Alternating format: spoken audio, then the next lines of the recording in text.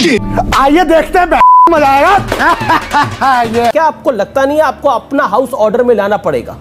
चलो भाई देखो अब मैं क्या करता हूँ। आपका जवाब देने से पहले मुझे लगा था क्योंकि मेरे सामने रहेंगे सो थोड़ी सी बदतमीजी और शालीनता रखेंगे। इन्होंने मेरे नेता को पप्पू कहा, पता नहीं क्या सुपारी लेकर आते हैं। अब मैं फेकू और झासाराम का शिष्य इनको कहूंगी, फेकू प्रधानमंत्री, झासाराम फिर मैं इनको कहूंगी। क्या ये अच्छी बात है? क्या इस तरह के डिबेट होने चाहिए? सुप्रीम कोर्ट ने तो आपको भी कहा, आपको भी टोकना चाहिए था। अब शब्द पे आपने नहीं टोका तो मैंने आपका काम कर दिया। फेकू झासाराम कहने का मेरा दायित्व बनता है क्योंकि इन्होंने मेरे नेता को अपशब्द कहा। मैं कहना नहीं चाहती थी। देखिएगा बदतमीजी किधर से शुरू हुई, for the audience and for everybody sitting here. अब इन्होंने बोला कि कौन करता है मालिक। असल में एक मालिक को छोड़कर दूसरे के पास गए थे ना, तो उनको लगता है शीर्ष नेतृत्व मालिक होता है। नहीं, शीर्ष नेतृत्व मॉरल गार्जियन होता है। अच्छा। पता नहीं अखिलेश जी कैसे थे और नड्डा जी, अमित शाह जी कैसे, नहीं पता, क्योंकि आपने मालिक बदला है ना, तो आपको लगता है कि आप नौकरी करते हैं, मालिक बदलते हैं। हम लोग यहाँ पर सिद्धांतों की वजह से, हमारा कोई मालिक नहीं है, हमारा मॉरल कंपस है।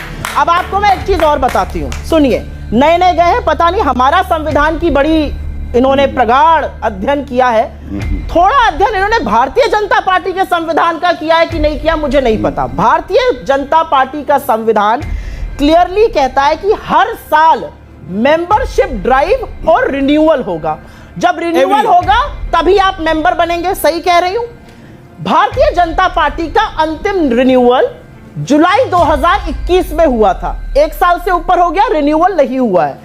तो क्या मैं मानूं कि जेपी नड्डा जी खुद आज भारतीय जनता पार्टी के सदस्य बिना रहे भारतीय जनता पार्टी के अध्यक्ष बने हुए? ये तो इनका संविधान कहता है। आप बीच में मत बोलिए, आप प्रवक्ता नहीं है।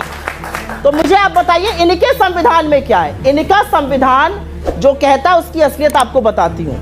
इनके यहाँ एक ही मौका हुआ जब 1.5 लोगों से ये बात निकलकर ऑलमोस्ट इलेक्शन तक पहुंच गई, जब गडकरी जी का नाम पूर्ति में आ गया था और यशवंत सिन्हा जी ने नॉमिनेशन, जब गडकरी जी का सेकंड एग्जैक्टली सेकंड टर्म में उनका उसमें नाम आ गया था और यशवंत सिन्हा जी ने नॉमिनेशन पेपर अशोका रोड पे जहां पर इनका दफ्तर था वहां से मंगा लिए थे। हड़कंप मच गया, तुरंत संघ आया और आनंद फानंद में किसी तरह राजनाथ सिंह जी को बना दिया गया। इलेक्शन धरा का धरा रह गया। तो सूप बोले छलनी जिसमें 72 छेद, मतलब जबरदस्त बात आप कर रहे हैं। मेरे सवाल का जवाब, आपके सवाल बीजेपी जो सवाल उठा रही है, लेकिन कांग्रेस के जो नेता सवाल उठा रहे हैं उस पर भी आप लोग गंभीर नहीं है, ऐसा क्यों? आपके सवाल का मैं जवाब देती हूँ। आपने सवाल किया, लोग सवाल उठा रहे हैं, यही तो लोकतंत्र है और ये जरूरी है। हमारे यहाँ एक आदमी सवेरे उठ के नहीं कहता I don't like his face, निकालो उसको, बाहर करो पार्लियामेंट्री बोर्ड से। गडकरी को चेहरा पसंद नहीं आ रहा शिवराज सिंह चौहान का, बाहर करो, गेट आउट, ऐसे करके निकाला जाता है। सुनिए अब मेरी बात, हमारे यहाँ अगर आपके पास भी 10 पीसीसी डेलीगेट हैं और आप एक पीसीसी डेलीगेट है तो आप आकर चुनाव, तो कांग्रेस के नेता तो कह रहे हैं वो डेलीगेट चुने कैसे गए, वो प्रक्रिया तो बताइए। कांग्रेस के नेता कह रहे हैं, ये कोई और नहीं कह रहा। खैर कोई नेता नहीं, मेरा सिर्फ ये कहना है कि मैं यहाँ पर अगर खड़ी हूँ, मैं एक चुनी हुई पीसीसी डेलीगेट हूँ। मुझे बूथ पर जाकर मेंबर्स बनाने थे, वो बूथ कमेटी ब्लॉक को भेजती है, ब्लॉक पीसीसी डेलीगेट बनाता है। 9000 चुने हुए पीसीसी डेलीगेट एक अध्यक्ष। आप कहना चाह रही है कि कोई भी सब डेलीगेट चाहते हैं कि गांधी परिवार, क्योंकि कई कमेटीज ने राहुल गांधी का नाम रिकमेंड किया, मैंने खुद किया, सारे डेलीगेट्स यही चाहते हैं कि गांधी परिवार का कोई अध्यक्ष बने, राहुल गांधी अध्यक्ष बने, कोई और अध्यक्ष ना बने। नहीं, मुझे नहीं लगता कोई, आप जो बात कह रहे हैं ये सच है। मुझे लगता है कि मेरे जैसे कार्यकर्ता, और ये मैं बिल्कुल डंके की चोट पर कहती हूँ, मैं दिल्ली में रहती हूँ और मैं महाराजगंज में जाके काम करती हूँ। चुनाव लड़ा आपने? मैं महाराजगंज में 15 दिन महीने के बिताती हूँ। अगर मैं महाराजगंज में जाती हूँ और 100 में से 100 कांग्रेस का कार्यकर्ता मुझसे कहता है कि राहुल गांधी जी मेरे नेता हैं, तो मेरा क्या नैतिक अधिकार है कि मैं आकर यहाँ पर कुछ और बोलूं?